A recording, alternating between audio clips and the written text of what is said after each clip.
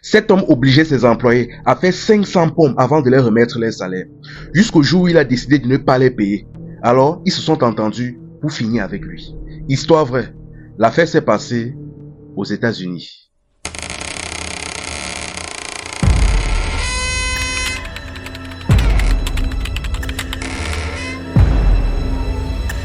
Salut la famille, ici c'est Info et Amusement.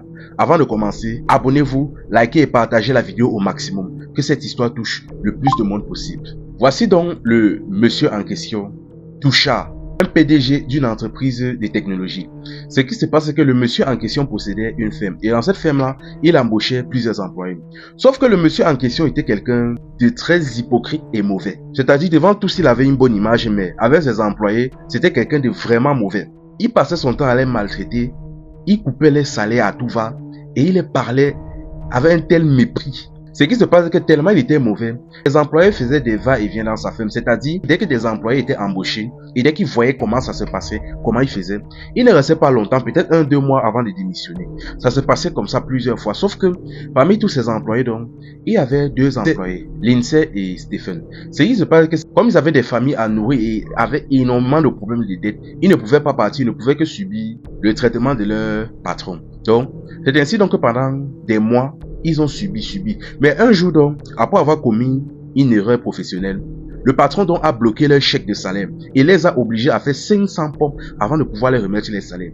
Sauf qu'après avoir fait les 500 pompes, il n'a pas voulu les payer. Il a quand même décidé de ne pas les payer.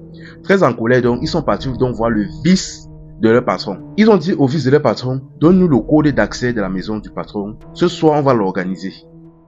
Mais le vice, dans sa tête, il pensait que les gars blaguaient. Il disait, c'est vrai que le patron est mauvais, mais c'est vrai qu'il est mauvais. Moi-même, je vois ça tous les jours, mais à ce niveau-là, il s'est dit que les employés en question blaguaient. Alors, il les a donné un faux code d'accès. Lindsay, déjà, de son côté, a fait appel à son beau-frère. Il n'était que deux, ça ne pouvait pas marcher.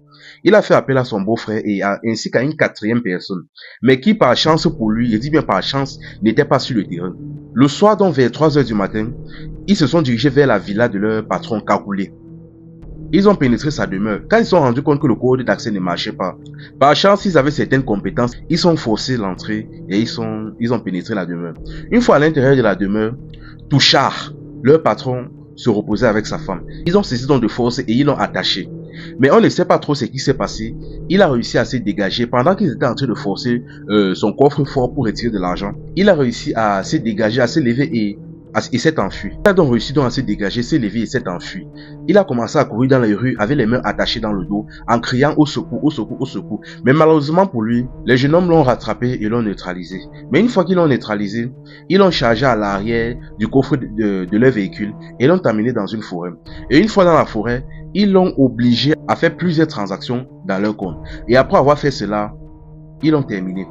Maintenant, une fois qu'ils l'ont terminé, ils sont rapidement dans le lendemain partis à la banque faire des dépôts. Ils ont fait des dépôts via PayPal, ceci, cela, et ils ont commencé à payer les factures, ceci, cela. Et bien évidemment, quelques temps plus tard, le corps a été retrouvé et une enquête a été lancée.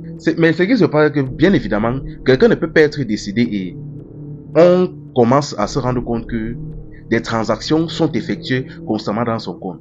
Dans ce cas donc, après avoir visionné les caméras de surveillance, les différentes caméras des rues et ainsi que les différentes transactions qui ont été effectuées dans le compte via les jeunes en question, ils ont été récupérés et après enquête, on a découvert que c'était eux. Ils ont donc été amenés au tribunal. Mais une fois au tribunal maintenant, lors du témoignage, tout le monde a découvert le véritable visage du patron en question.